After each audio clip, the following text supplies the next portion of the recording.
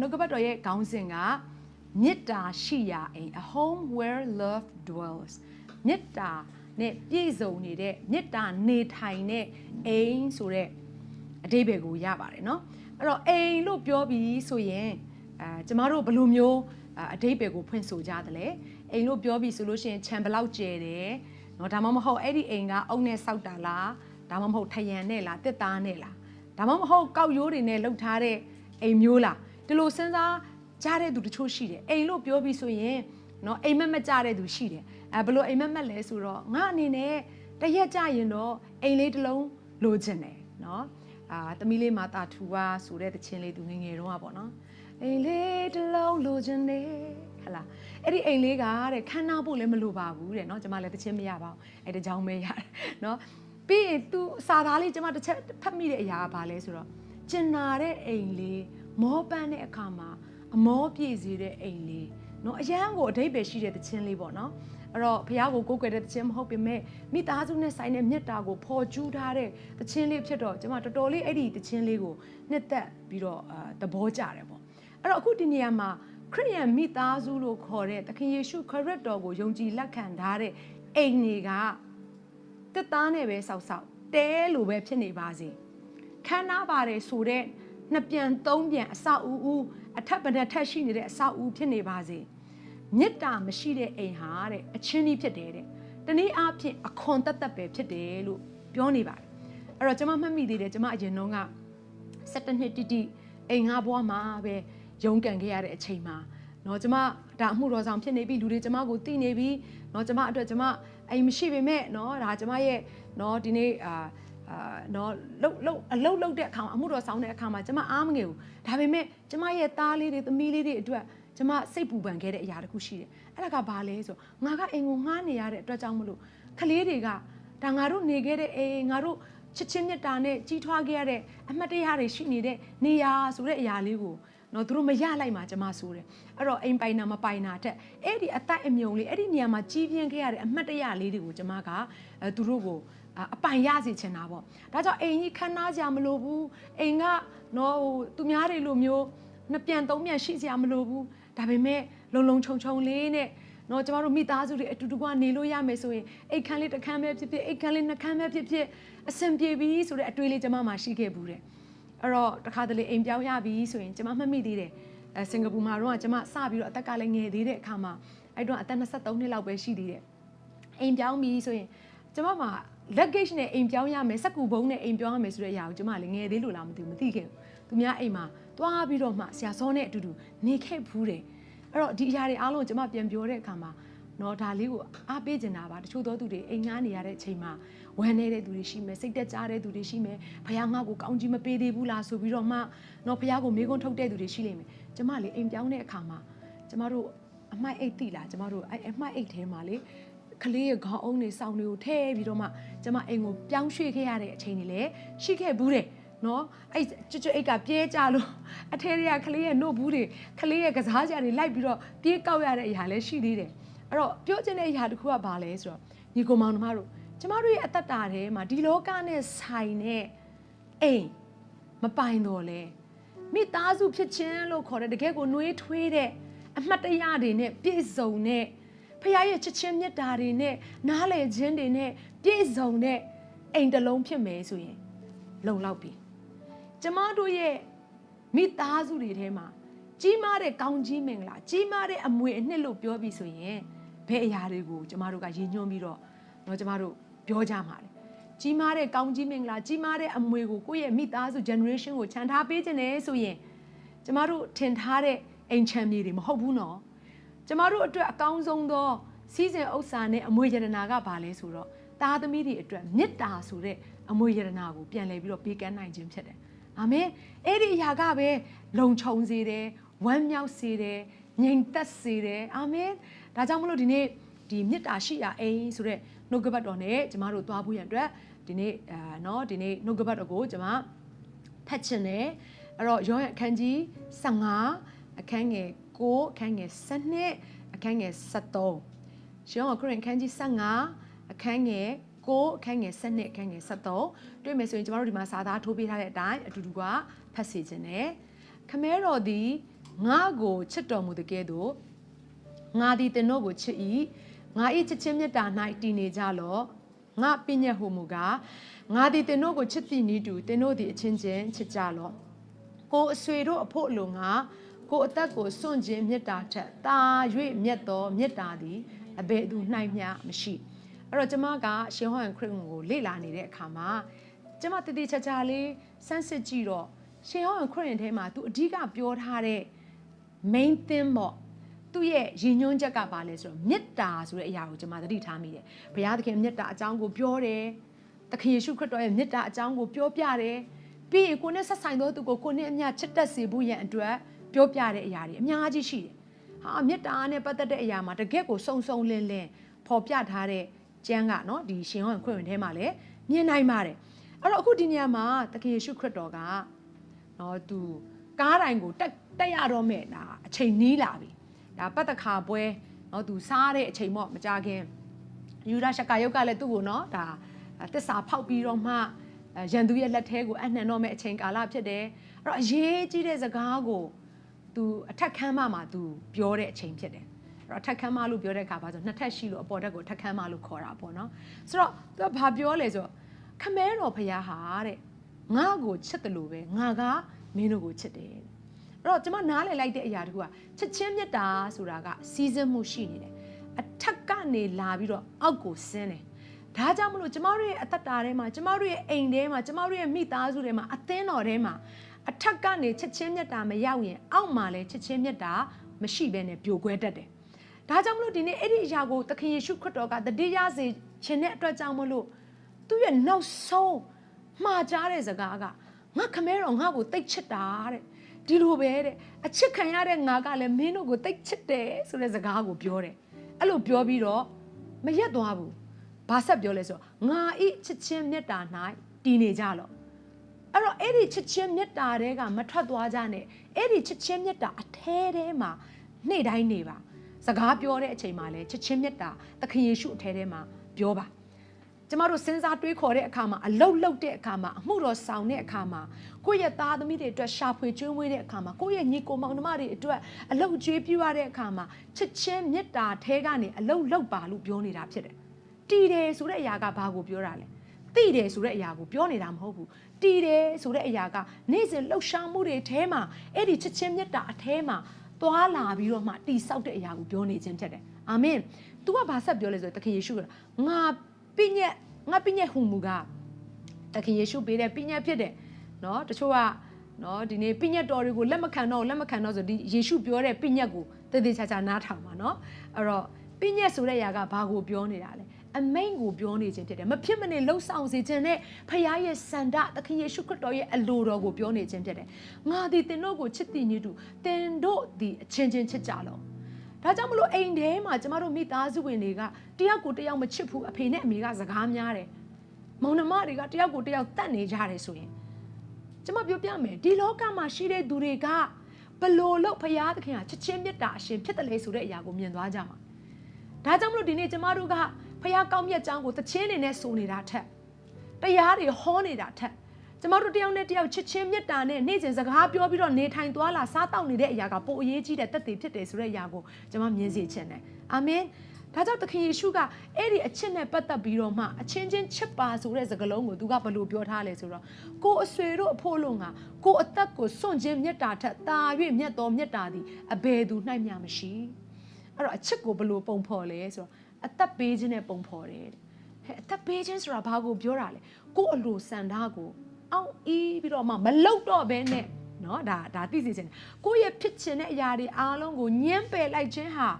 ာမိမိအသက်ကိုတတ်လိုက်တာ ਨੇ အတူတူပဲအဲ့ဒါကိုသတိရစေချင်တယ်ကိုဖြစ်ချင်တဲ့စန္ဒတွေအားလုံးကိုမြေမြုပ်ပြီးတော့မှတစ်ဖက်လူရဲ့ခံစားချက်တစ်ဖက်လူရဲ့နာကျင်နေတဲ့အရာတစ်ဖက်လူရဲ့ဝမ်းနည်းနေတဲ့အရာကြေကွဲနေတဲ့အရာသူ့ကိုနော်ကိုချင်းစားတဲ့အရာရှိနေခြင်းဟာမိမိအသက်ကိုစွန့်ခြင်းနဲ့အတူတူပဲဆိုတဲ့အရာကိုနားလည်စေချင်တယ်အဲ့တော့ကဲကျမတို့သွားရအောင်အဲ့တော့မေတ္တာနဲ့ပတ်သက်ပြီးတော့မှမေတ္တာတည်တဲ့အိမ်ထဲမှာအချက်6ချက်ရှိတယ်เนาะဒီနေ့ပြီးနောက်ထပ်เนาะအဲ့ဒါအချက်6ချက်ပြီးရင်ဒီနေ့နောက်ကဘက်တော့နည်းနည်းရှိမှာเนาะပြီးအဲ့အချက်6ချက်ပြီးရင်အဲ့ဒီမေတ္တာတည်တဲ့အိမ်ဖြစ်လာဖို့ရတဲ့တော့ချက်4ချက်ကိုပြောမယ်အားလုံး10ချက်ဒါကြောင့်မလို့ အချက်များတဲ့အတွက်ကြောင့်မလို့ရေးဖို့လိုတယ်ရေးတဲ့အခါမှာကျွန်တော်တို့20ရာခိုင်နှုန်းလောက်တော့မှတ်မိတယ်ဒါပေမဲ့ရေးတဲ့အရာကိုပြန်ဖတ်တယ်စင်ကျင်တယ်ဆိုရင်တော့40ရာခိုင်နှုန်းလောက်မှတ်မိမယ်ဒါပေမဲ့အဲ့စင်ကျင်ုံနေမကဘဲနဲ့အလွတ်ကျက်တယ်ဆိုရင်တော့50 60ရာခိုင်နှုန်းပေါ့အေးဒါပေမဲ့ကိုကထပ်ပြီးတော့တိုးတက်ချင်တယ်ဆိုသူများကိုပြန်ပြောအဲ့ဒါဆိုရင်80 80သို့တော့အဲ့ဒါကိုကိုယ်တိုင်လုပ်မယ်ဆိုရင်100ရာခိုင်နှုန်းမှတ်မိလိမ့်မယ်အာမင်ဒါကြောင့်ဒီနေ့နှုတ်ကပတ်တော်ထဲမှာကြီးလိုက်တဲ့အခါမှာ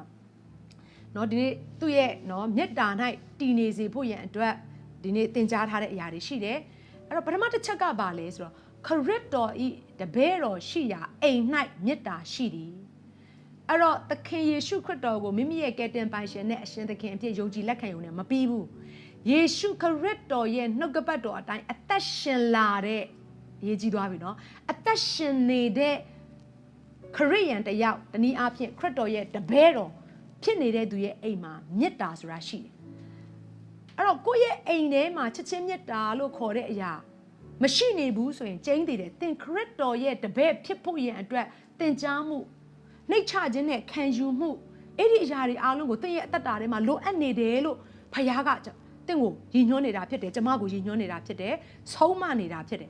ဒါကြောင့်ရှင်ယောဟန်ထဲမှာကျမဆက်ပြီးတော့ကြည့်လိုက်တဲ့အခါမှာအခန်းကြီး73ခန်းငယ်34ထဲမှာဒီလိုပြောထားတယ်သင်တို့သည်အချင်းချင်းတယောက်ကိုတယောက်ချစ်ကြလော့လို့ပြောရင်အမိန်ပေးနေတာအဲ့တော့ရှင်းရှင်းလေးပဲမင်းခရစ်တော်တပည့်တော်မှန်လားဒါဆိုမင်းအနားမှာရှိတဲ့သူကိုမင်းချစ်ကိုချစ်ရမယ်မဖြစ်မနေချစ်ရမယ်အဲ့လိုမျိုးကိုတိုက်တွန်းနေတဲ့စကားဖြစ်ပါတယ်ငါသည်သင်တို့ကိုချစ်သည့်ဤသူအချင်းချင်းချစ်ကြလော့ဟုပညတ်တစ်ကိုငါပေး၏အဲ့တော့ဒီမှာတကြော့ပြန်လာတဲ့စကားဖြစ်ပါတယ်နော်အဲ့တော့ပညတ်တစ်ကိုငါပေးတယ်ဆိုတဲ့အရာကိုခုနအခန်းကြီး15မှာလည်းပြောတယ်အခုအခန်းကြီး73မှာလည်းပြောတယ်ဘာကြောင့်ထပ်ခါပြောတယ်လဲတမန်ကျမ်းစာထဲမှာကျမတို့ဖတ်တဲ့အခါမှာထပ်ခါတူညီတဲ့စကားလုံးကိုမြင်ပြီးဆိုရင်တိတ်အရေးကြီးလို့ဖြစ်ပါတယ်။သခင်ယေရှုခရစ်တော်ကထပ်ခါပညတ်တစ်ကိုငါပေးတယ်ပညတ်ကိုငါပေးတယ်ခဏဒီလိုပြောနေရခြင်းက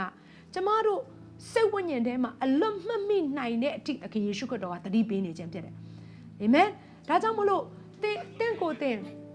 ငါကခရစ်ယာန်ဆိုတဲ့အဆင့်ကနေတက်ပြီးတော့ငါကခရစ်တော်ရဲ့တပည့်တော် I'm a disciple of Christ လို့ကိုနော်ခံယူတယ်ဆိုရင်တတိယပါသခင်ယေရှုပေးတဲ့ပညတ်ကိုသင်ကြော်သွားလို့မရအောင်ဓမ္မဟောင်းမှာပေးတဲ့ပညတ်လည်းမဟုတ်ဘူးနော်ဒါကရှေးခေတ်ကမောရှေလက်ထက်ကပညတ်မဟုတ်ယေရှုကိုယ်တိုင်ပြောတဲ့အရာဖြစ်တယ်သင်ယေရှုကိုယုံကြည်လက်ခံထားတယ်ယေရှုရဲ့နှုတ်ကပတ်တရားတော်ကိုသင်မပုန်ကန်ဘူးမငြင်းဆန်ဘူးဆိုရင်ဒီနေ့သင်ရဲ့အသက်တာထဲမှာသင်အနာမှာရှိတဲ့သင်ရဲ့မိသားစုဝင်ကိုသခင်ယေရှုချစ်တယ်လို့ချစ်ဖို့ရန်အတွက်ကျွန်မအားပေးခြင်းတယ်အာမင်အဲ့တော့ဒီနေ့တမန်ကျမ်းစာထဲမှာကြည့်လိုက်တဲ့အခါမှာပုံဥပမာတစ်ခုရှိတယ်ရူတာနဲ့နောမီရဲ့အသက်တာဖြစ်တယ်ရူတာကနောမီသူ့ရဲ့ရောက်ခမဘာမှမရှိတော့တဲ့အချိန်မှာပြစ်သွားလို့ရနိုင်တဲ့ဒီအဖွားအိုတယောက်ကိုမပြစ်သွားဘဲနဲ့အကျိုးမြတ်မရနိုင်တော့တဲ့အချိန်တွေမှာတော့မှကိုရောနောက်ကိုလိုက်ပါမယ်တဲ့အမေနောက်ကိုသမီးလိုက်ပါမယ်တဲ့အမေရှိတဲ့အရက်မှာသမီးနေပါမယ်အမေရဲ့ဖယားကသမီးရဲ့ဖယားပါတဲ့အဲ့တော့အဲ့အမျိုးသမီးလေးကအမှန်တော့တပားအမျိုးသမီးတနည်းအားဖြင့်ဣသေလလူမျိုးထဲကမဟုတ်ဘူးသို့တော်လေအဲ့ဒီချစ်ချင်းမြတ်တာကသူ့ရဲ့အထဲထဲမှာပေါက်ဖွာလာတဲ့အခါမှာရူတာရဲ့မျိုးရိုးစင်ဆက်ထဲကနေပြီးတော့သခင်ယေရှုခရစ်တော်ကိုမွေးဖွားစေတဲ့မျိုးရိုးအဖြစ်ပြောင်းသွားတယ်မဟုတ်ဘူးလားတပားအမျိုးသားဖြစ်တော်လေဖယားသခင်နဲ့သက်ဆိုင်တဲ့ချစ်ချင်းမြတ်တာသူ့ရဲ့အထဲထဲမှာနေရာယူဖို့ရန်အတွက်သူကအခွင့်ပေးလိုက်တဲ့အခါမှာအကြီးမြတ်ဆုံးသောဖယားသားတော်ရဲ့ဘုန်းကသူ့ရဲ့မျိုးရိုးထဲကနေထင်ရှားလာတယ်လို့ပဲကျမတို့ရဲ့အသက်တာထဲမှာကျမတို့ရဲ့မိသားစုထဲမှာအဲ့ဒီချစ်ချင်းမြတ်တာအရှင်ဖြစ်တဲ့ထိုသခင်ကိုနေရာပေးမယ်ဆိုရင်တော့ဖယားသခင်ရဲ့ဘုန်းတော်ဟာကျမတို့ရဲ့မိသားစုဆွေစဉ်မျိုးဆက်ထဲမှာအာမင်ထင်ရှားလာမှာဖြစ်ပါတယ်အဲ့တော့မေတ္တာလို့ပြောပြီးဆိုတချို့တွေကချစ်လို့ငါကယူတယ်ဒီစကားလုံးလေးမချစ်ငါကယူမှာမဟုတ်ဘူးဆိုတဲ့စကားလုံးလေးကြားဘူးကြလားအိမ်မှာကောခင်မွန်းတဲ့တွေဇနီးတဲ့တွေပြောတယ်တတိယပါအရေးကြီးတဲ့အရာတစ်ခုလူရဲ့အချစ်ကအကန့်အသတ်ရှိတယ်အဲ့ဒီအကန့်အသတ်ရှိတဲ့ချစ်ချင်းမေတ္တာကိုအကန့်အသတ်မဲ့တဲ့အထိကြော်လွန်သွားစေတဲ့အရာကဘာလဲဆိုတော့ခံစားချက်မဟုတ်ဘူးဆုံးဖြတ်ချက်ဖြစ်တယ်ဒါကြောင့်မလို့အမျိုးသမီးတစ်ယောက်ကိုအမျိုးသားတစ်ယောက်ကိုလက်ထပ်ထားတဲ့သူတွေစိတ်ဓာတ်ကျလာပြီးအဲ့ဒီအမျိုးသမီးရဲ့အားနည်းချက်အဲ့ဒီအမျိုးသားရဲ့အားနည်းချက်ကိုသိလာပြီးဆိုရင်တင်ပြန်ပြီးတော့ဆင်ခြင်ရမယ့်အရာတခုကလက်ထပ်ပေါင်းသင်းနေဆိုတဲ့အရာကယာယီမဟုတ်ဘူးဖခင်ရဲ့အရှိမပဋိညာဉ်ဖြစ်တယ်ဖခင်ရဲ့အရှိမနော်ဒါ လုံးဝမသိမချင်းပယ်ဖြတ်လို့မရတဲ့ကိစ္စဖြစ်တယ်ဒါကြောင့်မို့တစ်ခါတည်းကျမတို့မိသားစုရဲ့အထဲထဲမှာအဲ့ဒီဖခင်ရဲ့အရှိမတည်ထားတဲ့ဗဒိညင်ကိုစာချုပ်စာတမ်းနဲ့ကွာရှင်းတဲ့အရာမလုပ်တော့လဲနှုတ်ရှာပါဇက်နဲ့ငါနင့်ကိုမပေါင်းနိုင်တော့ဘူးဆိုတဲ့စကားဟာချစ်ချင်းမြတ်တာရဲ့ပြရုပ်တစ်ခုမဟုတ်ဘူးချစ်ချင်းမြတ်တာရဲ့ language မဟုတ်ဘူးတနည်းအားဖြင့်ဘာသာစကားမဟုတ်ဘူးဒါကြောင့်ငါနင့်ကိုကွဲကွာလိုက်တော့မယ်ဆိုတဲ့စကားလုံးဟာခရစ်ယာန်အိမ်တော်မိသားစုတွေနဲ့လုံးဝမပတ်သက်ဖို့ရန်အတွက်ဘုရားသခင်ကအလိုတော်ရှိတယ်ဖယားသခင်တွဲဖက်၍တဘိုးတင်ထားတဲ့အရာကိုလူမကွဲမကွာစေနှစ်ဆိုတဲ့စကားလုံးရှိပါတယ်။ဒါကြောင့်နှစ်ဒါကိုသတိရစေချင်တယ်။အိမ်တော်တစ်ခုမိသားစုတစ်ခုတည်မြဲဖို့ဆိုတဲ့အရာကဆက်ချစ်ဖို့ရန်အတွက်ဆုံးဖြတ်ချက်ချပြီးတော့မှချစ်ရတာဖြစ်တယ်။သခင်ယေရှုကျမတို့ကိုဘယ်လိုချစ်တယ်လဲ။ကောင်းနေလို့ချစ်တာလား။မဟုတ်ဘူးနော်။ကျမတို့ရဲ့အသက်တာကတဲ့လက်နီးစုပ်လောက်တောင်မှမတန်ဖိုးမရှိနေတဲ့တနည်းအားဖြင့်ညစ်ညူးနေတဲ့အသက်တာဖြစ်နေတဲ့အချိန်မှာတော့ဖယားကသူ့ရဲ့အသက်နဲ့သူ့ရဲ့အသွေးနဲ့လဲလှယ်ပြီးတော့မှကျမတို့ကိုချစ်တယ်အဲ့ဒီအရာကိုစဉ်းစားတိုင်းကျမအယမ်းကိုအံ့ဩမိတယ်ဖယားငါတို့ကိုအဲ့လောက်တောင်ချစ်တာလားအဲ့ဒီလောက်တောင်တန်ဖိုးထားတာလားအဲ့ဒီလောက်တောင်မှငါတို့ကိုဖယားကယူတော့ရတာလားလို့ကျမစဉ်းစားမိတယ်အဲ့တော့ကျမတို့အိမ်မှာရှိနေတဲ့ချစ်ရပါတယ်ဆိုတဲ့ပုံကိုယ်တွေကိုတခန်းတနာကြီးမင်္ဂလာလက်ထပ်ပွဲမှာလူတွေအရှိမကြေညာထားတဲ့ကိုယ့်ရဲ့ဇနီးတဲ့ခင်မွန်းတဲ့ကိုချစ်ပါတယ်လို့ပြောပြီးတော့နော်တကယ်တမ်းကျတော့သူ့ရဲ့အားနည်းချက်မြင်တာနဲ့ဟိုးလေးတကြော်ကြော်တွေဖြစ်ကုန်အဲ့တော့ကျမဒါလေးကိုသတိရစေချင်တယ်နှွေးတဲ့အချိန်မှာဖတ်ထားကြကြားနိုင်တဲ့အချိန်မှာချစ်တယ်ဆိုတဲ့စကားကိုပြောထားကြအာမင်မဟုတ်တော့မှမလေးငါနေ့ကိုဖတ်ချင်ပါတယ်သွားလေတင်ញံကုန်းမှာသွားဖတ်နော်အဲ့လိုပဲပြောတော့မယ်အဲ့တော့ပြောချင်တဲ့ຢာကနာကျင်စီဖွင့်တော့ကျမပြောနေတာမဟုတ်ဘူးအခုကိုယ့်ရဲ့လက်ရှိဘုရားသခင်ပေးထားတဲ့ခင်မွန်းတဲ့ဇနီးတွေကိုကျမတို့ဘယ်လိုမျိုးမေတ္တာနဲ့တုံ့ပြန်မလဲဆိုတဲ့အရာကိုကျမအားပေးနေတာဖြစ်တယ်တတိပေးနေတာဖြစ်ပါတယ်အာမင်ဒါကြောင့်မလို့ဆက်ချစ်ဖို့ရန်အတွက်ပဲဆုံးဖြတ်ပါအချစ်တွေအားလုံးကိုအဆက်ဖြတ်ဖို့ရန်အတွက်နောက်မဆုတ်ချစ်စေခြင်းဘူးအာမင်ကဲတော့ဒါကြောင့်မလို့ပထမတစ်ခုသတိရပါခရစ်တော်ရဲ့တပည့်တော်ဖြစ်တယ်ဆိုရင်အဲ့ဒီအိမ်မှာမေတ္တာရှိရမယ်နံပါတ်1တစ်ချက်မေတ္တာရှိရာအိမ်သည်တလုံးတဝတည်းရှိသောအိမ်ဖြစ်သည်ပြန်ပြောမယ်မေတ္တာရှိတဲ့အိမ်အဲ့ဒီအိမ်ကမေတ္တာနဲ့ပြည့်လာပြီဆိုရင်အဲ့ဒီမိသားစုထဲမှာတလုံးတဝတည်းဖြစ်တယ်သွားကြမယ်ဟေးဆိုသူတို့ကတစ်ဖွဲ့လုံးသွားကြတယ်နော်ဟေးဒါလုံးမယ်ဟေးတစ်ဖွဲ့လုံးလုံးကြတယ်မလေးချစ်စရာကောင်းလိုက်တာသူတို့တွေရဲ့လှုပ်ဆောင်ချက်တွေကဟာဒါဆိုအကုန်လုံးသဘောတူတယ်ဟာသူတို့မှအဖေအကြောင်းသွားမှာပဲနော်တလုံးတဝတည်းဖြစ်နေတဲ့အရာကိုမြင်ရတယ်အဲ့တော့ဒီနေ့နှုတ်ကပတ်တော်ထဲမှာဖတ်စေခြင်းနဲ့ယောဟန်အခန်းကြီး7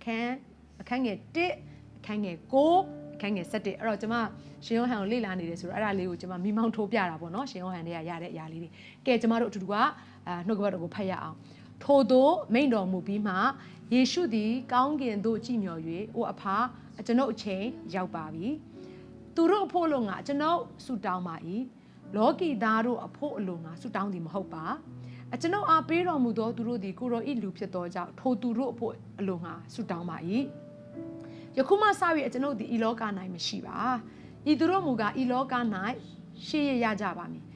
ကျွန်ုပ်သည်ကိုရောထံသို့သွားရပါမည်တန်ရှင်းတော်မူသောအဖကိုရောနှင့်ကျွန်ုပ်သည်တလုံးတဝတည်းဖြစ်တဲ့ကဲ့သို့ကျွန်ုပ်အားပေးတော်မူသောဤသူတို့သည်ဖြစ်ရပါမည်အကြောင်းသူတို့ကိုကိုရောဤနာမ၌တည်စေတော်မူပါ very good ကျွန်မအရန်သဘောကျတဲ့နှုတ်ကပတ်တော်ဖြစ်တယ်ကဲအဲ့တော့ဒီနေရာမှာသခင်ယေရှုခရစ်တော်ကသူ့ရဲ့နောက်ဆုံးเนาะဒါကားတိုင်ပေါ်မတက်ခင်ဆုတောင်းတဲ့အရာဖြစ်တယ်သူ့အချိန်ရောက်လာပြီကားစင်ပေါ်ကိုသူတက်မဲ့အချိန်ရောက်လာပြီအဲ့ဒီအချိန်မှာအရေးအကြီးဆုံးဆုတောင်းချက်တစ်ချက်ကိုသခင်ယေရှုဆုတောင်းတယ်သူဆုတောင်းတယ်သူဘယ်လိုဆုတောင်းလဲဆိုတော့သူကလောကီသားတစ်ကမ္ဘာလုံးတက်လိုက်ဆုတောင်းတာမဟုတ်ဘူးနော်သူ့ကိုယုံကြည်တဲ့သူ့ရဲ့တပည့်တော်တွေအတွက်သူဆုတောင်းတာတနည်းအားဖြင့်သခင်ယေရှုခရစ်တော်ကိုမိမိရဲ့ကယ်တင်ပိုင်ရှင်နဲ့အရှင်သခင်ဖြစ်ယုံကြည်လက်ခံပြီးတဲ့သူတိုင်းအတွက်ဒီစကားဟာအကျုံးဝင်တယ်အဲ့တော့အခုသူကဘာပြောလဲဆိုတော့အခုကျွန်တော်သခင်ယေရှုခရစ်တော်ကောင်းကင်ဘုံတက်သွားတဲ့အခါမှာပေါ့နော်သူခမည်းတော်စီကိုသွားနောက်ဆုံးသူသွားတော့မယ်နော်ဒါဒီလောကတွေကနေသူထွက်ရတော့မယ်အဲ့တော့ဒီလောကမှာသူ့ရဲ့တပည့်တော်တွေကကြံရစ်ခဲ့မယ်တဲ့အဲ့တော့သူကဘာပြောလဲဆိုတော့ကိုတော်နဲ့ခမဲတော်နဲ့သခင်ယေရှုဟာတဲ့တလုံးတဝတည်းဖြစ်တယ်လို့ပဲတဲ့အခုဒီမှာရှိတဲ့ကြံရစ်ခဲ့မဲ့သူတွေအားလုံးတလုံးတဝတည်းဖြစ်ဖို့ရန်အတွက်သူဆုတောင်းနေတဲ့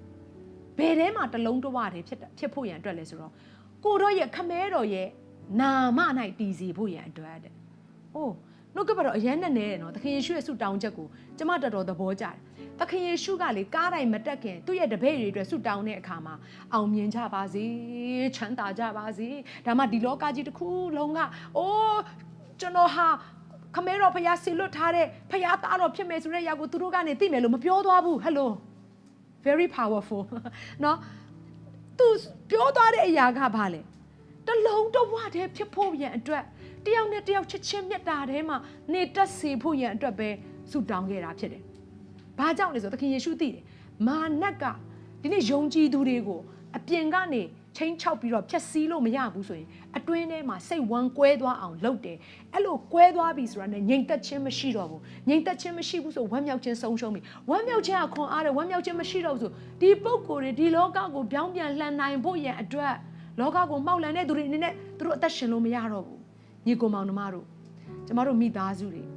ဒီလောကကြီးထဲမှာအသက်ရှင်တဲ့အခါမှာဖခင်ကကျမတို့ကိုတတ်သိအနေနဲ့ခေါ်ထားတယ်ဆိုတဲ့အရာကိုသတိရပါဒီလောကကြီးကကျမတို့ကိုကြည်နေကြတယ်သခင်ယေရှုခရစ်တော်ဟာဘလို့ဖခင်ဖြစ်တယ်လဲဆိုတဲ့အရာကိုကျမ်းစာအုပ်ကြီးကိုသွားလှန်ပြလို့မရဘူးကျမတို့အသက်တာကိုသူတို့ကလှန်လောပြီးတော့မှကြည်မှာဒါကြောင့်ဒီနေ့ဖခင်ကနှုတ်ကပတ်တော်ထဲမှာဘလို့ပြောလဲမင်းတို့တယောက်ချင်းစီဟာလူတွေဖတ်တဲ့စာအုပ်ဖြစ်တယ်စာဖြစ်တယ်ဆိုတဲ့အရာကိုသတိရပါတယ်ဟာလေလုယာဒါကြောင့်ကျမရဲ့အသက်တာထဲမှာသွားလာတဲ့အခါမှာကျမလေးအရန်သတိထားတယ်ငါရဲ့သွားပုံလာပုံစားပုံတောက်ပုံနေပုံထိုင်ပုံငါရဲ့ပြောပုံဆိုပုံအားလုံးဟာငါတိတ်ချရတဲ့ငါရဲ့ခမဲတော်ကိုဝမ်းနည်းစေတဲ့အရာဖြစ်သွားမလားဆိုတဲ့အရာကိုကျမကြောက်ရွံ့မိတယ်။ဖခင်ကိုကြောက်ရွံ့ခြင်းဆိုတဲ့အရာကတယောက်နဲ့တယောက် definition ခွဲတာမတူကြဘူး။ကျမအတွက်တော့ကျမတိတ်ချရတဲ့ဖခင်ကျမကြောင့်နဲ့ဝမ်းနည်းသွားမယ့်အရာကိုကျမကြောက်တယ်။အဲ့တော့ဖခင်ကိုကြောက်ပါလို့ပြောရင်ကျမအဲ့ဒါကိုကြောက်တယ်။ကျမအဲ့ဒါကိုစိုးရိမ်တယ်။ကျမအဲ့ဒီအရာအတွက်ပဲကျမပူပန်တယ်။အဲ့တော့ဒီမှာရှိတဲ့သူတယောက်ချင်းဆိုင်ကိုကျမဒါလေးမေးချင်တယ်။တဲ့ရဲ့မိသားစုထဲမှာတလုံးတဝတည်းမဖြစ်ဘူးဆိုရင်သခင်ယေရှုဆုတောင်းတယ်လို့တောင်းလို့ရတယ်။ကိုတော့ကျွန်တော်ရဲ့မိသားစုကိုတလုံးတဝတည်းဖြစ်စေပါဆိုပြီးတော့ဖခင်နေဆုတောင်းပါ။တဲ့အိမ်ကိုမပြိုပြက်စေဖို့ရန်အတွက်တဲ့ခိုင်ခန့်တဲ့အိမ်တော်မိသားစုတင်တီဆောက်နေတယ်ဆိုရင်တဲ့ရဲ့အသက်တာထဲမှာဒီဆုတောင်းချက်ကိုသခင်ယေရှုတောင်းတယ်လို့တောင်းရမှာဖြစ်တယ်။အဲ့ဒါကိုဘယ်လိုခေါ်လဲဆိုတော့အလိုတော်နှင့်ညီတော်ဆုတောင်းခြင်း။အာမင်။အဲ့ဒီဆုတောင်းချက်ကိုတင်ဆုတောင်းမယ်ဆိုရင်ကျွန်မပြောပြမယ်ဒီအိမ်ဟာလေတလုံးတဝတည်းဖြစ်ပြီးတော့မှလူတိုင်းကအားကြရတဲ့လူတိုင်းကတကယ်ကိုအတုယူရတဲ့အိမ်တအိမ်ဖြစ်လာမှာဖြစ်တယ်ဟာလေလုယာဒါကြောင့်လူတွေအားကြရတယ်ဆိုတဲ့အရာကလေဘယ်နှစ်ထပ်ရှိတဲ့အိမ်ဘလောက်ခမ်းနားထေဝါပြီးတော့မှဘလို့ကြွေတွေကတ်ထားတဲ့အိမ်ဘလို့မီးဆိုင်တွေရှိနေတဲ့အိမ်မဟုတ်ဘူးနော်လူတွေအားကြရတဲ့အိမ်ကအိမ်သေးလေးဖြစ်တော်လေအဲ့ဒီအိမ်ကလေချစ်ချင်းမြတ်တာအတန်လေးနဲ့ဝမ်းမြောက်ခြင်းအတန်လေးနဲ့တာယာတဲ့အတန်လေးနဲ့ပြေဝနေတဲ့အရာဖြစ်တယ်။အဲ့ဒါလူတိုင်းလိုချင်ကြတဲ့အရာမဟုတ်ဘူးလား။အေးဒါပေမဲ့လူတိုင်းမရနိုင်ဘူး။သို့တော့ဘလို့လူတွေရနိုင်လဲဆိုတော့သခင်ယေရှုဆုတောင်းတယ်လို့ခမဲတော်ရဲ့အရှိမဆုတောင်းတဲ့သူတိုင်းရနိုင်တယ်။မတောင်းတော့ကြောင့်မရကြတယ်။သင်တောင်းဖို့လိုနေတယ်ဟာလေလုယာ။ကဲအဲ့တော့ဒါကြောင့်မလို့တလုံးတဝတည်းဒီနေ့အဲ့အိမ်ကဖြစ်လာပြီဆိုရင်ကောင်းကြီးရှိလာတယ်။အဲ့ဒါကဘာလဲဆိုတော့ညီအကိုတို့ဒီသဘောတူလျက်ပေါင်းဖော်ကြသည့်အရာမှာအလွန်ကောင်းပြီစာလံ133ခန်းငယ်1ကနေ2မှာအလွန်တင့်တယ်လျှောက်ပတ်ပြီးတိတ်လှတာပဲတိတ်ခမ်းနားတာပဲတဲ့အာမင်အိမ်ရဲ့အသေးဆိုတာကဘာလဲတလုံးတဝတည်းရှိပြီးတော့ပေါင်းဖော်နေတဲ့အရာကိုပြောနေတာအာမင်ဒါကြောင့်မလို့တချို့သောအိမ်တွေအရန်ကြီးကျယ်ခမ်းနားပါတယ်ဒါပေမဲ့အဲ့ဒီအိမ်ထဲမှာနှလုံးသားတွေကအေးဆက်နေကြတယ်နှလုံးသားတွေကအသက်မဲ့နေကြတယ်တနည်းအားဖြင့်အိမ်ကြီးကကြီးနေပေမဲ့အဲ့ဒီအိမ်ရဲ့အရာသာအုတ်ဂူတတာပဲရှိတယ်သင်္ချိုင်းတတာပဲရှိတယ်ဒါကြောင့်မလို့အဲ့ဒီအရာသာမဖြစ်စေဖို့ရန်အတွက်မိခင်တွေကျမတို့ကိုဘုရားကဒီလိုပြောထားတယ်ပညာရှိတဲ့မိန်းမကမိမိအိမ်ကိုတည်ဆောက်တယ်တာယာတန်ကိုတည်ဆောက်မှာလားဒါမှမဟုတ်မိုက်တဲ့အတန်တွေနဲ့နော်ကျမတို့ရဲ့အိမ်ကိုတည်ဆောက်မှာလားအရင်အရေးကြီးတယ်ကျမလည်းမိခင်တယောက်ဖြစ်တဲ့အခါမှာအိမ်ကိုတည်ဆောက်ရတယ်ခင်မွန်းတယ်နဲ့တွေ့တဲ့အခါမှာခင်မွန်းတယ်ကိုနော်ဒီနေ့မိသားစုနဲ့ဆိုင်တဲ့ပြဿနာတွေကိုပြောတာကအစပညာသားပါပြောရတယ်ပညာသားမပိုင်သူ့ရဲ့အလုပ်ကိုအထိခိုက်ဖြစ်သွားမယ်လေသူအမှုတော်ဆောင်တဲ့အရာတွေသူစဉ်းစားတဲ့အရာတွေကျမအတွက်တခါတည်းအရန်လေးလံတဲ့ဝန်ထုတ်တွေကိုထမ်းရတဲ့အချိန်မှာကျမပညာရှိရတယ်မဟုတ်ရင်ကျမခင်မွန်းတယ်ရဲ့အသက်တာထဲမှာဖျားထားတဲ့အကြံစီတွေ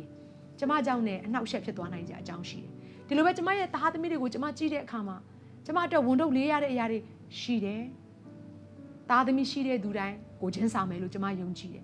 သားသမီးရှိတဲ့သူတွေကိုလည်းကျမကိုချင်းစာတယ်ပြောချင်တဲ့အရာတစ်ခုကကျမတို့ဇနီးတဲ့တွေနော်မိခင်တွေရဲ့အသက်တာထဲမှာအရန်ကိုကြီးလေးတဲ့ဝန်ထုတ်ထမ်းရရတဲ့အရာတွေရှိတယ်လူတွေကတော့နေကတော့အိမ်မှာပဲနေနေတာနေကတော့ဒီလောက်ပဲအလုပ်လုပ်နိုင်တာစသဖြင့်နော်ဒါအထူးသဖြင့်အိမ်မှာအလုပ်လုပ်ရတဲ့ဇနီးတွေဆိုရင်ဒီလိုမျိုးအထင်မြင်အသေးခံရတဲ့အရာတွေရှိတယ်ဒါပေမဲ့ကျမဒါလေးကိုသတိရစေချင်တယ်ကျမ်းစာထဲမှာဒီလိုပြောထားတယ်ပညာရှိတဲ့အမျိုးသမီးကတော့မိမိရဲ့အိမ်ကိုတည်ဆောက်တယ်မိုက်တဲ့အမျိုးသမီးကမိမိရဲ့အိမ်ကိုလက်နဲ့ကိုယ်တိုင်ဖြိုဖျက်တယ်ဒါကြောင့်မလို့အမျိုးသမီးတွေအိမ်ပြက်နေတဲ့အရာကကိုကြောက်ပါသလားလို့ပြန်ပြီးတော့စဉ်းစားဖို့ရတဲ့ဖြစ်တယ်ပညာရှိတဲ့သူကမိမိသွားရလမ်းကိုဆင်ခြင်တယ်တဲ့ဒါကြောင့်ဘယ်နေရာလေးမှာငါမှားသွားတယ်လဲဘယ်နေရာလေးကတော့ငါပြင်ဆင်လို့ရတယ်ဘယ်အပိုင်းမှာတော့ငါကပို့ပြီးတော့မှကောင်းမွန်လာအောင်ငါကဆက်လက်ပြီးတော့ပြုစုလို့ရနိုင်တယ်လေဆိုတဲ့အရာကိုစဉ်းစားဆင်ခြင်ရမှာဖြစ်တယ်အာမင်ကဲအဲ့တော့ဒီနေ့ကြည့်လိုက်တဲ့အခါမှာဘာပြောထားလဲဆိုတော့အဲ့ဒီညီအကိုချင်းသဘောတူပြီးတော့ပေါင်းဖော်တဲ့တလုံးတဝတယ်ဖြစ်ခြင်းဟာတဲ့အာယုံဤခေါင်းပေါ်မှာလောင်းသောသူဤမုတ်စိတ်တို့စီး၍လေစွတ်တအောင်ကြသောနန္ဒစီကဲ့သို့ဖြစ်တယ်တနည်းအားဖြင့်မှုေးတယ်ဟေးဟာလေလုယာအဲ့ဒီအသင်းတော်တလုံးတဝတယ်ဖြစ်သူတို့အသင်းတော်ကအားကြစရာကြီးကြည့်ပါဦးမီဒီယာတင်းနဲ့ worship တင်းကလည်းတလုံးတဝတယ်ဖြစ်တယ်ရံမဖြစ်ကြဘူးတယောက်ကိုတယောက်ချစ်တယ်တယောက်ကိုတယောက်နားလဲတယ် come on အာမင်ဟာလူတို့လူငယ်တွေကလည်းဟာတယောက်အားနေနေတယောက်ကလက်တင်ပြီးတော့ဆူတောင်းပေးတယ်အခုချင်းမိုင်မှာဖြစ်နေတဲ့အရာအဲ့ဒါပဲယေရှုနာမနဲ့ဝန်ခံတယ်ဟာလေလုယာလူငယ်တွေကတယောက်ကိုတယောက်အားပေးတယ်တယောက်ကိုတယောက်ဆွဲထူတယ်ဟာလူကြီးတွေကလည်းတယောက်ကနော်စားစရာမရှိဘူးဆိုသွားပြီးတော့စားစရာဟာလူကြီးတွေမှာနော်ကျမတို့တယောက်ကကလေးចောင်းထားဖို့ပတ်စံမရှိဘူးအခုចောင်းထားတော့မယ်အဲ့ဒါနောက်တယောက်ကဖျားနှိုးစော်လို့ဆိုပြီးတော့9000သွားပေးတယ်9000ဆိုတာမြန်မာငွေ9000မရဘူးမဟုတ်ဘူးနော်အဲ့ဒါနဲ့ဘာမှလုပ်စားလို့မရဘူးနော်ထိုင်နော်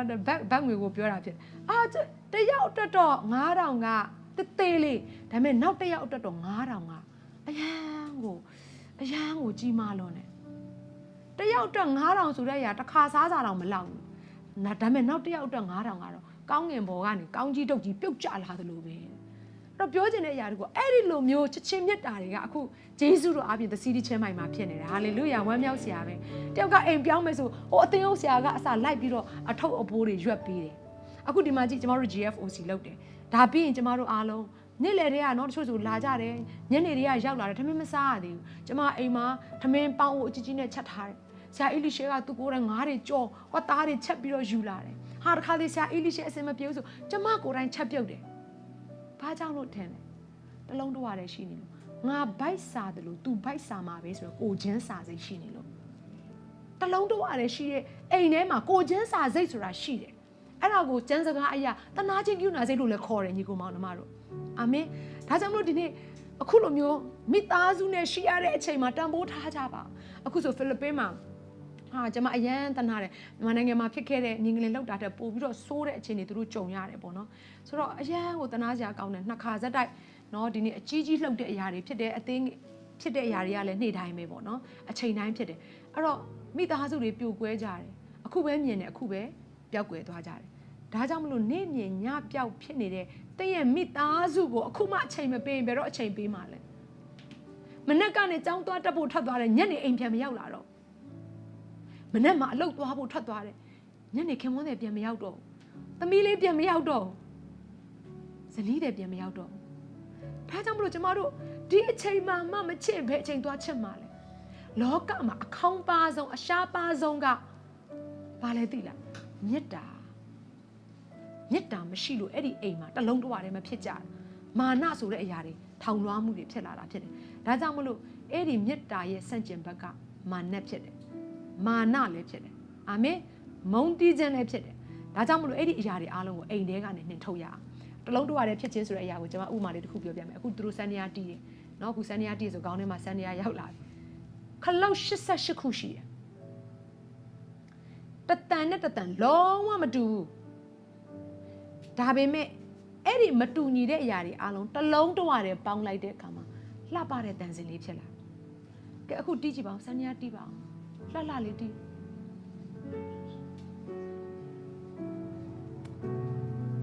မတူဘူး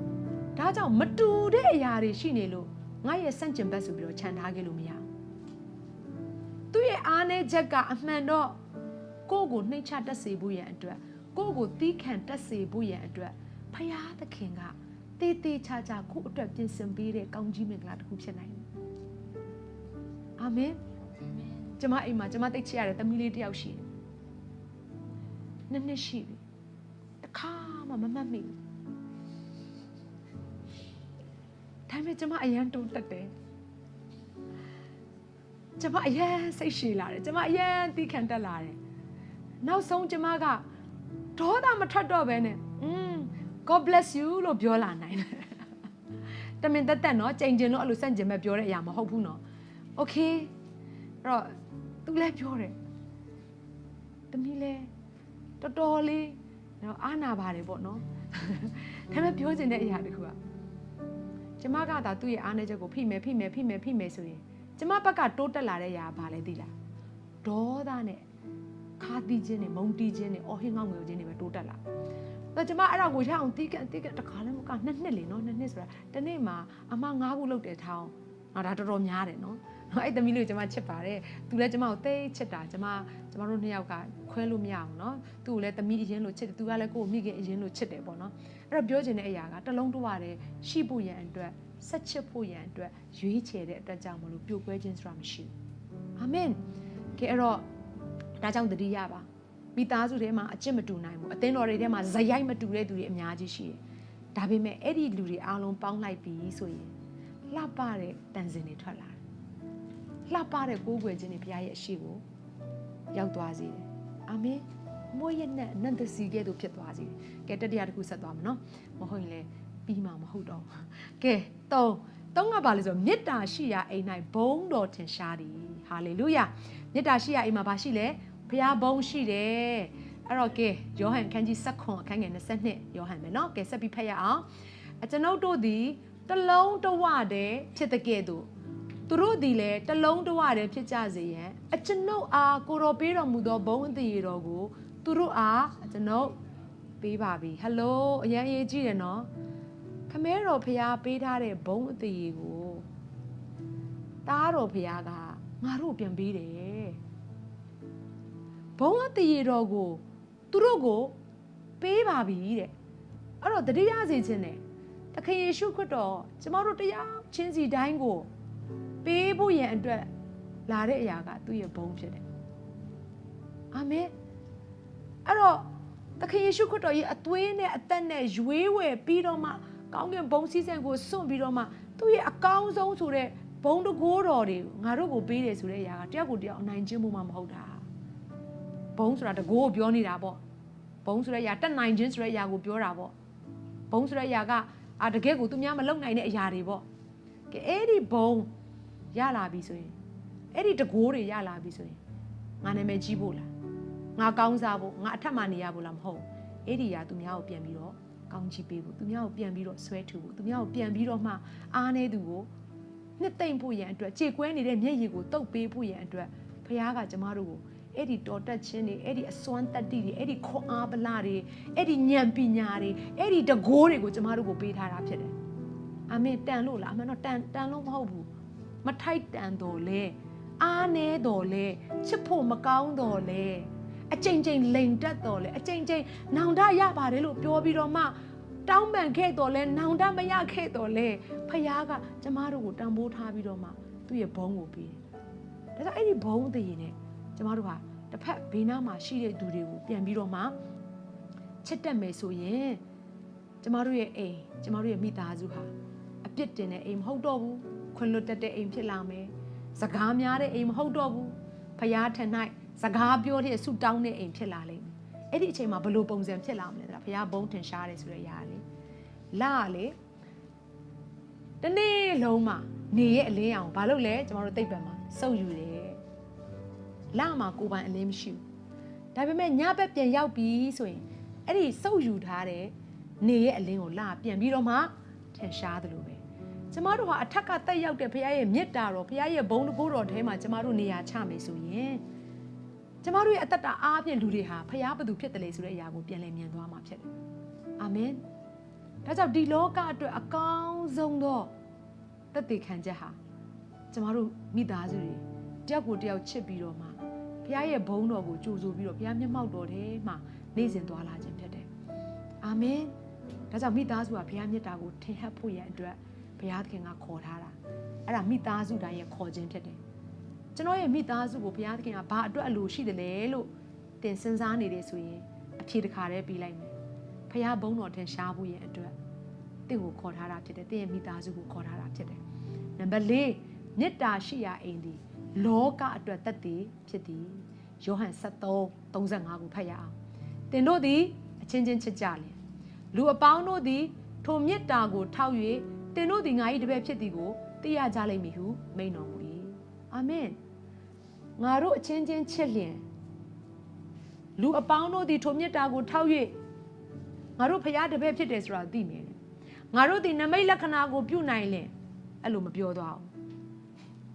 ငါတို့ဒီငွေများများရှာနိုင်လင်ဘွဲဒီဂရီများများရလင်အဲ့လိုမပြောသွားအောင်ငါတို့ဒီခရစ်ယာန်အချင်းချင်းငါကမင်းထက်ပိုချမ်းစာသိတယ်ဆိုတဲ့ပုံစံနဲ့ကျမတို့ကတယောက်ကိုတယောက်ခြေပနေရင်အဲ့လိုမပြောသွားအောင်ယေရှုပြောတဲ့အရာမင်းတို့တယောက်ကိုတယောက်အမှန်တကယ်ချစ်ချင်းမြတ်တာနဲ့မင်းတို့တကယ်ချစ်တယ်ဆိုရင်ငါမင်းရဲ့ဖခင်ဖြစ်တယ်မင်းကငါရဲ့တပည့်ဖြစ်တယ်ဆိုတဲ့အရာကိုလောကသားတွေသိသွားမယ်အာမင်လောကသားတွေကျမတို့ကိုကြည်နေတယ်။ဒါကြောင့်မလို့ပင်တေကုတ်တွေပွဲနေရောက်တဲ့အခါမှာတညီတညွတ်သေးသူတို့တွေဟာ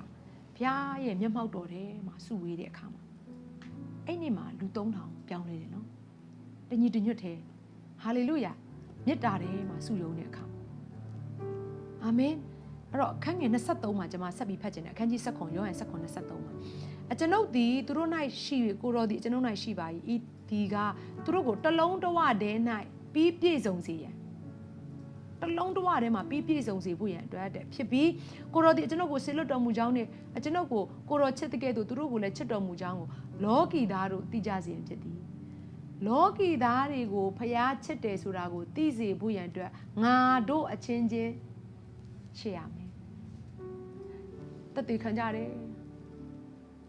sound box တွေနဲ့မခံနဲ့လို့မပြောဘူးကိုယ်တိုင်လည်းခံဘူးပါတယ်ဈေးတွေထဲသွားတယ်ပြီးရင်တော့ Facebook မှာတက်ပြီးရန်ဖြစ်ကြတယ်ရှက်စရာကောင်းလိုက်တာတနာကြပါချစ်ချင်းမြတ်တာနဲ့ဆိုင်တဲ့နှစ်သိမ့်တဲ့စာအုပ်တွေကိုရေးကြမယ်ဒါပေမဲ့ကိုတကယ်ဟောနေတဲ့တရားကကြတော့ချစ်ချင်းမြတ်တာတရားတွေမဟုတ်ဘူးခါသီးခြင်းနဲ့ဆိုင်တဲ့အရာတွေဖြစ်နေတယ်အယံဝမ်းနဲ့စရာကောင်းတယ်သခင်ယေရှုသာတင့်ကိုကြည်နေမယ်ဆိုရင်တော်လိုက်တာငါသားရဲ့လို့ပြောမယ်လို့ထင်လားသမီးရဲ့ကောင်းလိုက်တာလို့ပြောမယ်လို့မထင်ဘူးဒါကြောင့်မလို့ကြီးမြတ်တဲ့ဖခင်ရဲ့တကိုးကြီးတဲ့လက်အောက်မှာတဲ့နှိမ့်နှိမ့်ချနေပါလို့ဘုရားကပြောတယ်ကိုတက်တိုင်းလဲသူတစ်ပါးကိုတိုက်ခိုက်ဖို့ရန်အတွက်မဟုတ်ဘူးကိုတော်တိုင်းလဲသူတစ်ပါးကိုဖိနှိပ်ဖို့ရန်အတွက်မဟုတ်ဘူးသင်လုပ်တဲ့အရာကိုသင်စဉ်းစားလိုက်တဲ့အခါတိုင်းမှာဟာချစ်ချင်းမြတ်တာပေါ်လွင်သွားတယ်ဟေးဖခင်ဘုန်းထင်ရှားသွားတယ်ဟေးဆိုဆက်လုပ်ဒါပေမဲ့မဟုတ်ဘူးဆိုရင်တော့နောက်ကိုပြန်ဆုတ်ဖို့ရန်အတွက်နောက်မကြသေးပါဘူးအာမင်ကဲအဲ့တော့လောကီသားတွေကိုဒီနေ့ကျမတို့ဘလို့တရားဟောကြမှာလဲကျမတို့ရဲ့အသက်ရှင်မှုနဲ့တရားဟောဖို့နဲ့ဘုရားခင်က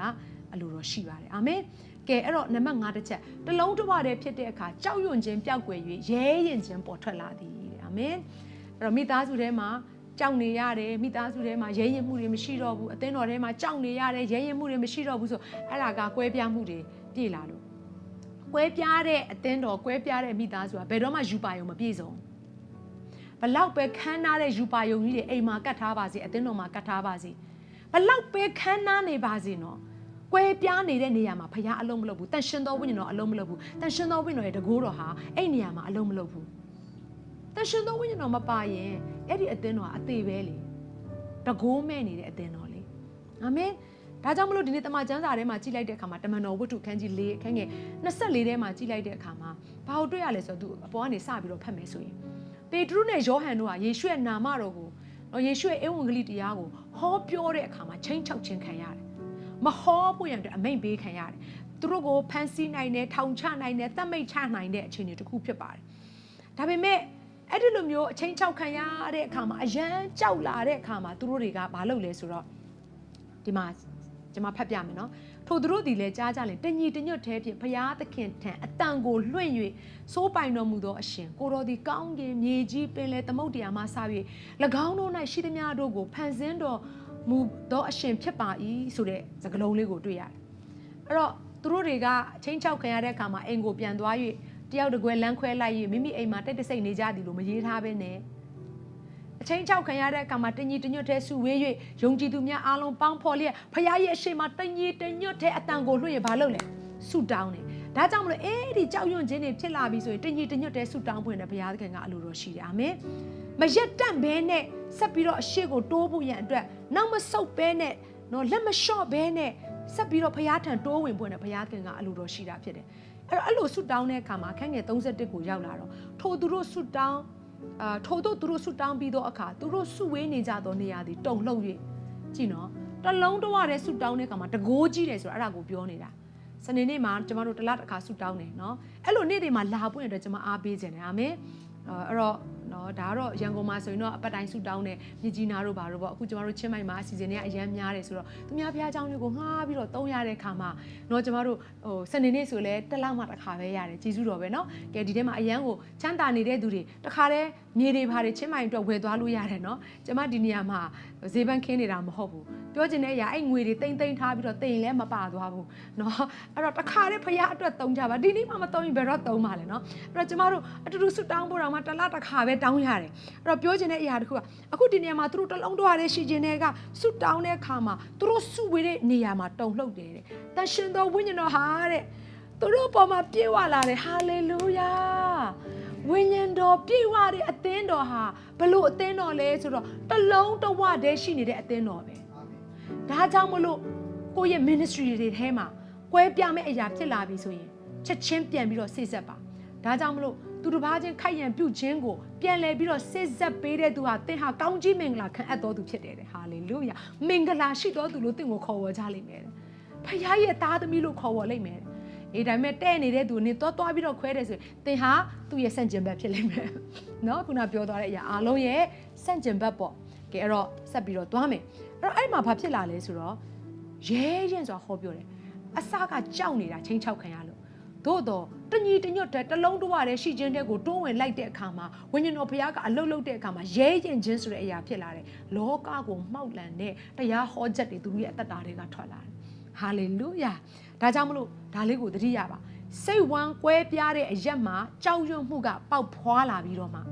တလုံးတဝတဲ့ရှိခြင်းထဲမှာတော့ရဲရင်တဲ့စိတ်ကကြီးထွားလာတယ်ဆိုတဲ့အရာကိုသတိရပါအာမင်အဲ့ဒါကိုလိုက်ပြီးတော့ရေးထားပါအိမ်ထဲမှာရေးထားတဲ့ရေးထားကတ်ထားတဲ့ကတ်ထားနော်ကျွန်မဒီနှုတ်ကပတ်တော်ထဲကနေကောက်နှုတ်လိုက်တဲ့အရာပေါ့စိတ်ဝမ်းကွဲပြားသောအရက်၌ကြောက်ရွံ့မှုပေါက်ဖွာလာပြီးတလုံးတဝတဲ့ရှိခြင်းထဲ၌ရဲရင်စိတ်ကြီးထွားလာသည်ဟာလေလုယာဘာတွေရဲရင်လာလဲချစ်ဖို့ရန်အတွက်ရဲရင်လာတာခွင့်လွတ်ပေးဖို့ရန်အတွက်ရဲရင်လာတာတစ်ဖန်ပြန်ယုံကြည်ပေးဖို့ရန်အတွက်ရဲရင်လာတာအာမင်လက်မလျှော့ခြင်းနဲ့စိတ်တွေပြန်ပြီးတော့ရဲရင်လာတာအာမင်ဝေါကဲနံပါတ်6မေတ္တာရှိတဲ့အိမ်မှာတဲ့လိုအပ်ချက်များညော့နေလာတယ်လိုအပ်ချက်မရှိတော့ဘူးလို့မပြောဘူးနော်လောကမှာလူဖြစ်နေပြီးလိုအပ်ချက်ဆိုတာရှိတယ်သို့တော်လည်းမေတ္တာရှိတဲ့အိမ်တလုံးတဝတည်းရှိတဲ့အိမ်မှာလိုအပ်ချက်တွေကနည်းနည်းလာတယ်အားနည်းချက်တွေကရုပ်သွားပြီးတော့အားသာချက်တွေကတဖြည်းဖြည်းနဲ့ပြေဝလာတာဖြစ်တယ်ပြီးအဲ့ဒီတလုံးတဝတည်းရှိတဲ့အိမ်မှာထူးခြားတဲ့အရာတွေကဘာတွေလဲဆိုတော့ဒါလေးကိုကျွန်မဖတ်ပြမယ်နော်တမန်တော်4:32မှာယုံကြည်သောသူအပေါင်းတို့သည်စိတ်နှလုံးတညီတညွတ်တည်းရှိကြပြီအဘယ်သူမျှမိမိဥစ္စာတစ်စုံတစ်ခုကိုငါဥစ္စာဟူ၍မဆိုဘဲလျက်ရှိသမျှသောဥစ္စာတို့ကိုဆက်ဆံသဖြင့်သုံးဆောင်ကြ၏တလုံးတဝတည်းသူတို့ကအယမ်းဖြစ်သွားတာအဲ့သူတို့ရဲ့နော်ဒါယုံကြည်သူတွေအားလုံးကတလုံးတဝတည်းဖြစ်သွားတဲ့အခါမှာဟာဆင်းရဲတဲ့သူကိုလည်းပြန်ကျွေးမွေးဟာချမ်းသာတဲ့သူကလည်းသူ့ရဲ့ဥစ္စာကိုမနှမျောတော့ဘူးတလုံးတဝတည်းအဲ့တော့လိုအပ်တယ်ဆိုတဲ့အရာကနည်းသွားတာပေါ့ဆင်းရဲတဲ့သူမရှိတဲ့လောက်ကိုဖြစ်သွားတဲ့အထိကိုဖြစ်တာအဲ့တော့ကျမတို့ဒီဥပမာလေးနဲ့ကျမပေးရမယ်ဆိုမုံ9လုံးနဲ့9နှကောင်မုံ9လုံးနဲ့9နှကောင်ဆိုတဲ့အရာကဒါကနမိတ်လက္ခဏာဖြစ်တယ်ဘလို့နမိတ်လက္ခဏာမျိုးလဲဆိုတော့မရှိခြင်းတဲကနေပြီးတော့ရှိလာတဲ့နမိတ်လက္ခဏာမဟုတ်ဘူးအနည်းငယ်ရှိတဲ့အရာတဲကနေကြီးမားတဲ့တိုးပွားခြင်းဆိုတဲ့နမိတ်လက္ခဏာဖြစ်သွားတဲ့အရာကိုပြောနေတာဖြစ်တယ်မလုံလောက်ပါဘူးလို့ထင်ရတဲ့အရာက နေပြီးတော့မှကြီးမားတဲ့တိုးပွားခြင်းနဲ့ပိုရှံခြင်းဖြစ်သွားတယ်ဘယ်အချိန်မှာဖြစ်သွားတာလဲသခင်ယေရှုနဲ့အဲ့ဒီလူငယ်လေးကအဲ့ကလေးလေးဟာသဘောတူလိုက်တဲ့အချိန်မှာအာမင်အနည်းငယ်သောဆိုတဲ့မလုံလောက်ခြင်းကနေပြီးတော့များစွာသောဆိုတဲ့ပိုရှံခြင်းအထိ12တောင်းတောင်မှလိုက်ကောက်ရတယ်တဲ့စဉ်းစားကြည့်နော်ဒါမှုငါးလူနဲ့ငါးနှစ်ကောင်ကအဲ့လောက်တောင်ပို့တယ်ဒါကြောင့်ကျမတို့ရဲ့အတ္တတာထဲမှာ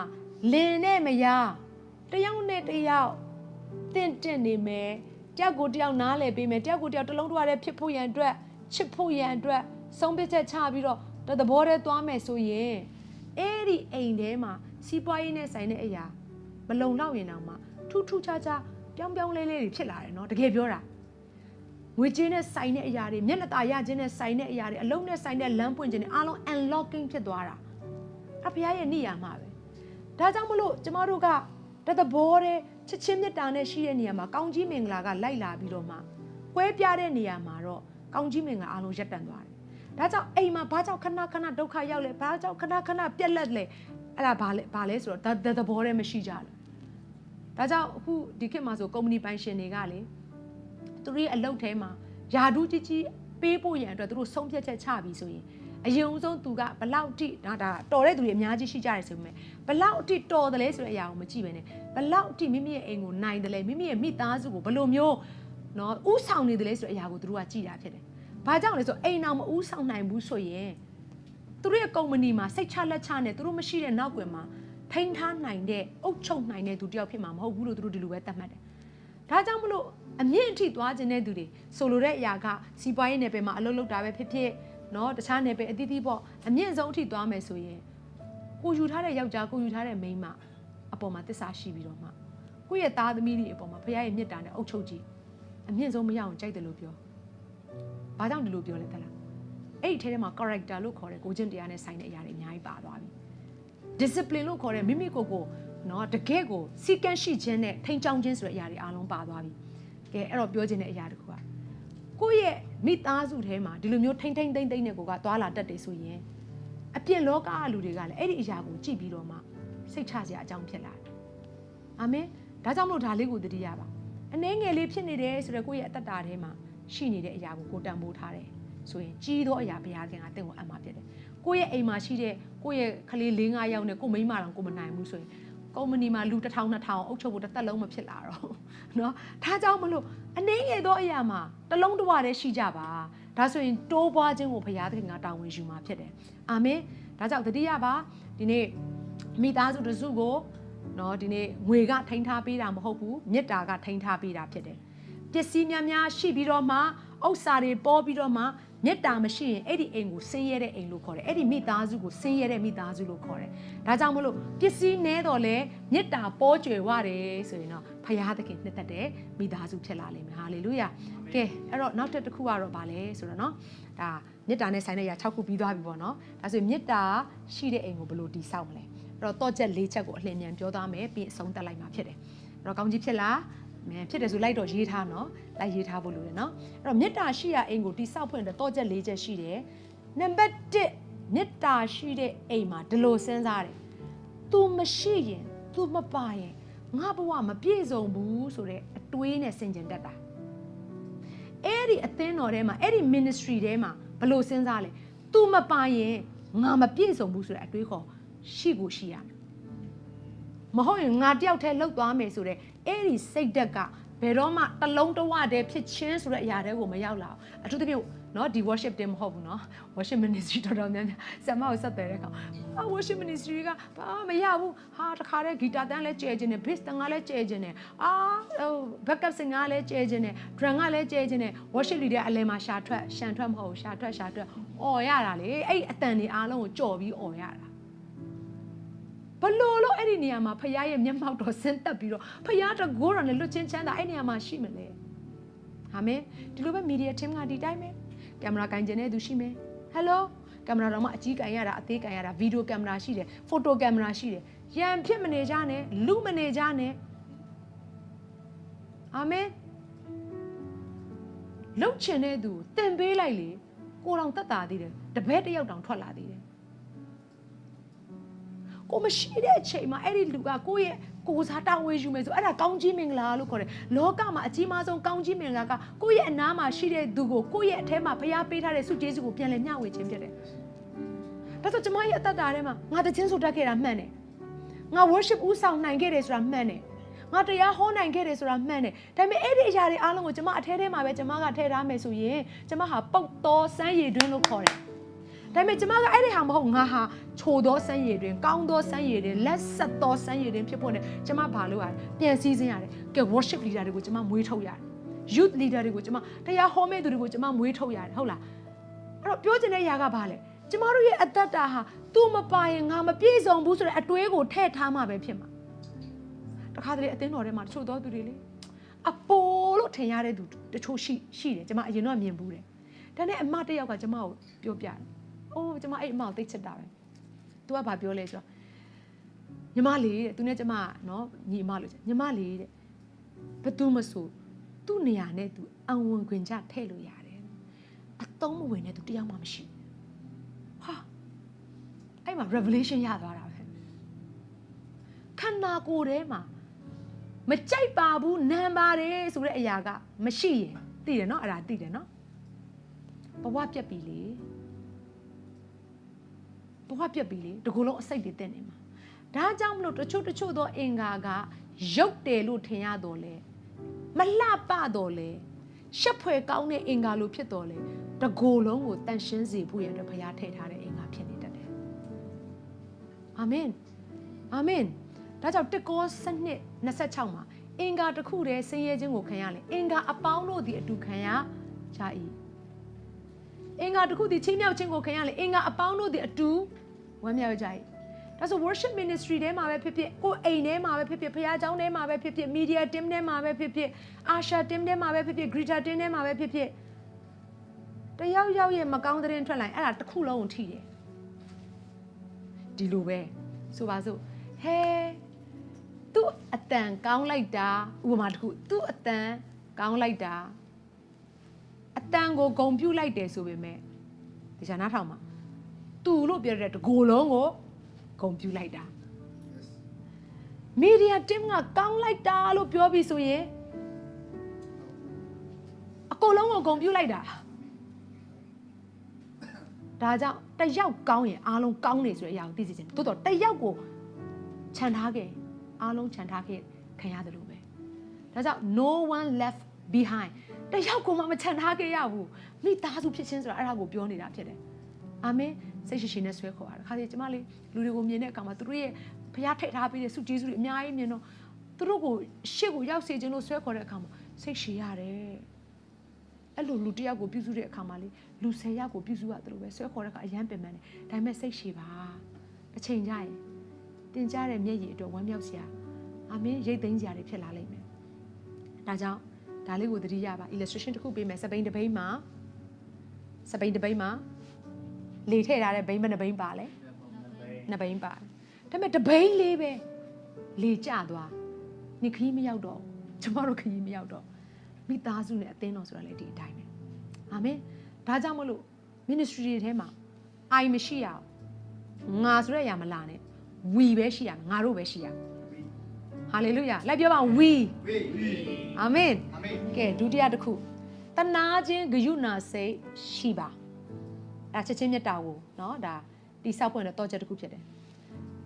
အားနေတဲ့သူကိုမြင်ပြီးဆိုရင်တနာခြင်းဂရုဏာစိတ်ရှိပါဆိုတဲ့အရာလေးကိုအမြဲတမ်းခေါင်းထဲရိုက်ထည့်ထားပါ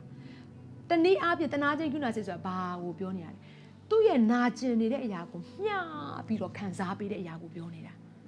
လူတွေကလေလူတော်တော်များများကလေကြည့်လိုက်တဲ့အခါမှာလူအများစုရဲ့တနာခြင်းကိုခံကျင်ကြတယ်လူအများစုရဲ့နားလေပေးခြင်းနဲ့အရာကိုခံကျင်ကြတယ်ဒါပေမဲ့ကိုယ့်ဘက်ကသူများကိုတနာပေးဖို့ကိုယ့်ဘက်ကသူများကိုနားလေပေးဖို့ကြတော့မကြိုးစားကြအောင်ခေါင်းပါတာ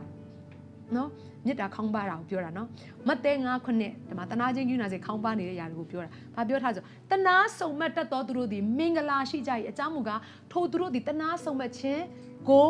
ခံရကြလက်တံမင်းစိုက်တဲ့အတိုင်းမင်းရိပ်ရမယ်နော်မင်းအခုသူများရဲ့အတ္တတာထဲမှာနာကျင်နဲ့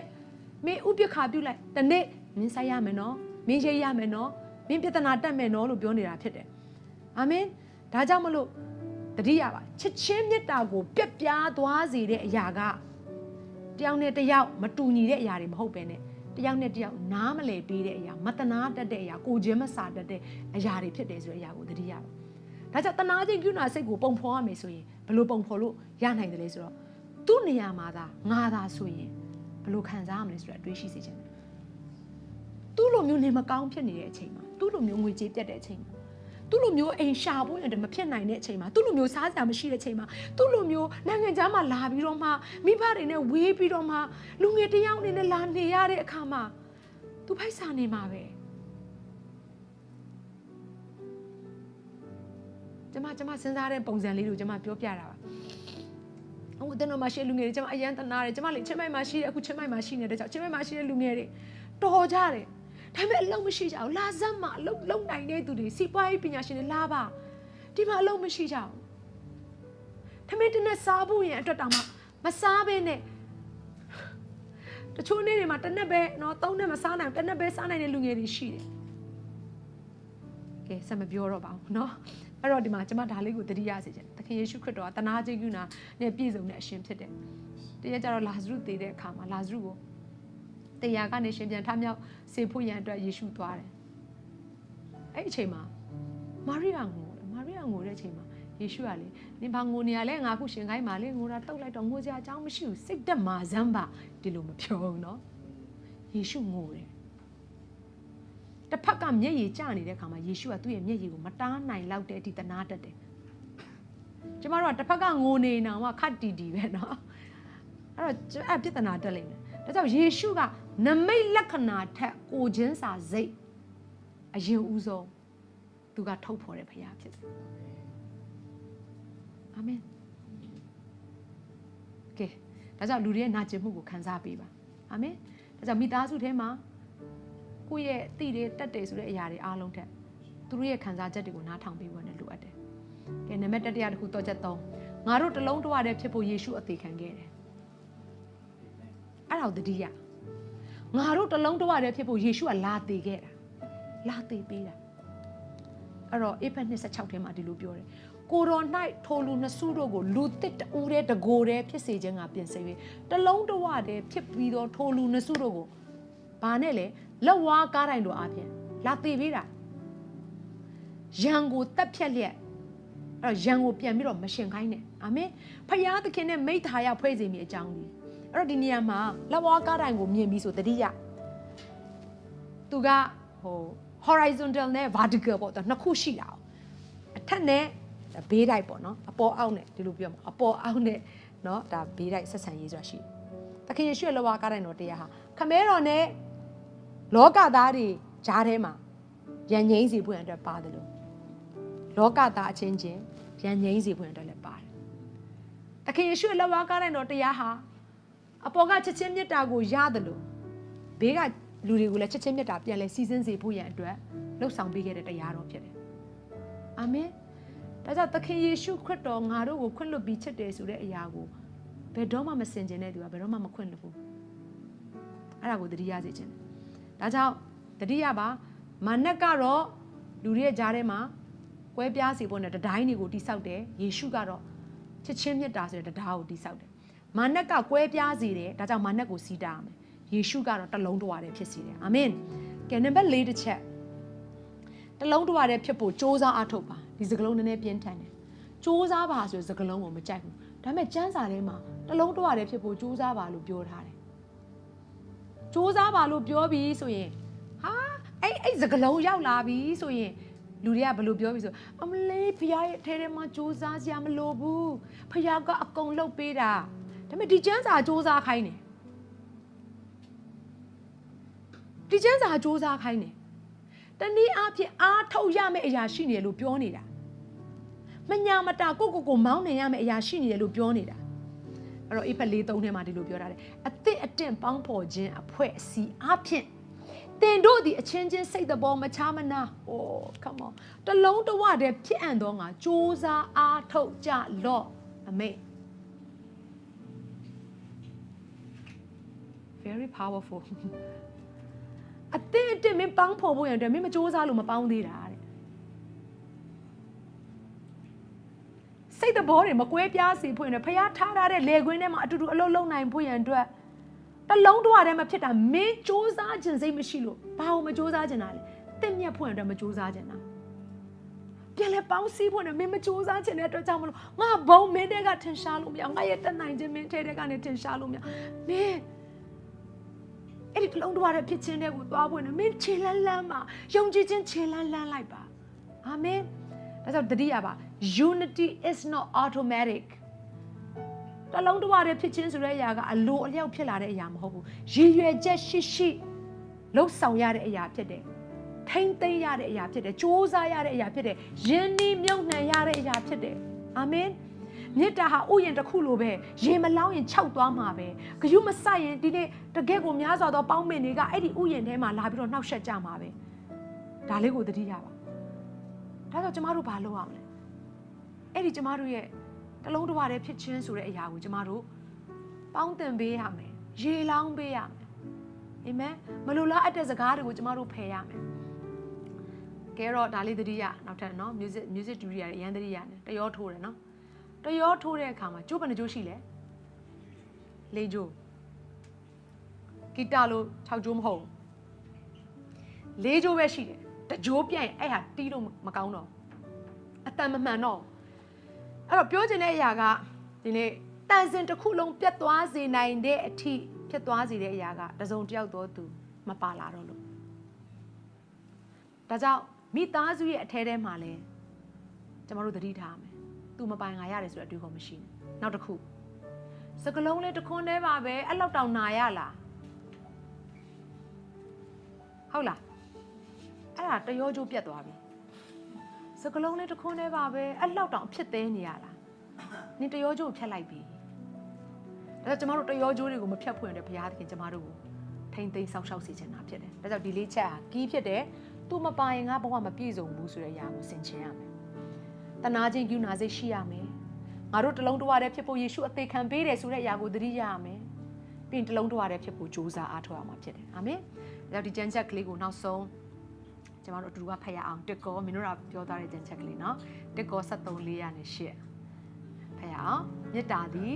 စိတ်ရှည်တတ်၏ကျေးဇူးပြုတတ်၏မေတ္တာသည်ဂုဏ်ပြိုင်ခြင်းမရှိဝါကြွားခြင်းမရှိမမာနမရှိမလျောက်ပတ်စွာမကျင့်တတ်ကိုယ်အကျိုးကိုမရှာတတ်ဒေါသအမျက်မထွက်တတ်အပြစ်ရှိသည်ဟုမထင်တတ်မတရားသောအမှု၌ဝမ်းမြောက်ခြင်းမရှိတတ်တမာတရား၌ဝမ်းမြောက်တတ်၏ခတ်သိမ်းသောအရာကိုဖုံးအုပ်တတ်၏ခတ်သိမ်းသောအရာကိုယုံတတ်၏ခတ်သိမ်းသောအရာကိုမျှော်လင့်တတ်၏ခတ်သိမ်းသောအရာကိုသီးခံတတ်၏မေတ္တာသည်ဖောက်ပြန်ခြင်းသဘောနှင့်အစဉ်ကင်းလွတ်၏ဖတ်ပါအောင် prophet ဉာဏ်တော်၎င်းအမျိုးမျိုးသောဘာသာစကားကိုပြောနိုင်သောအခွင့်တော်၎င်းသိပ္ပံအတတ်တော်၎င်းကွယ်ပြောက်လေမကွယ်ပြောက်တဲ့အရာကချစ်ချင်းမေတ္တာဖြစ်တယ်ယခုမှယုံကြည်ခြင်းမျှော်လင့်ခြင်းချစ်ချင်း၃ပါးတည်လျက်ရှိတယ်ဤ၃ပါးတို့တွင်ချစ်ချင်းမေတ္တာသည်အမျက်ဆုံးဖြစ်သည်ဟာလေလုယာဟာလေလုယာဒါကြောင့်ကျမတို့သတိရပါချစ်ချင်းမေတ္တာရှိတဲ့အိမ်ကျမတို့တည်ဆောက်ကြရအောင်အဲ့ချစ်ချင်းမေတ္တာဆိုတာဘယ်သူကိုပြောတာလဲ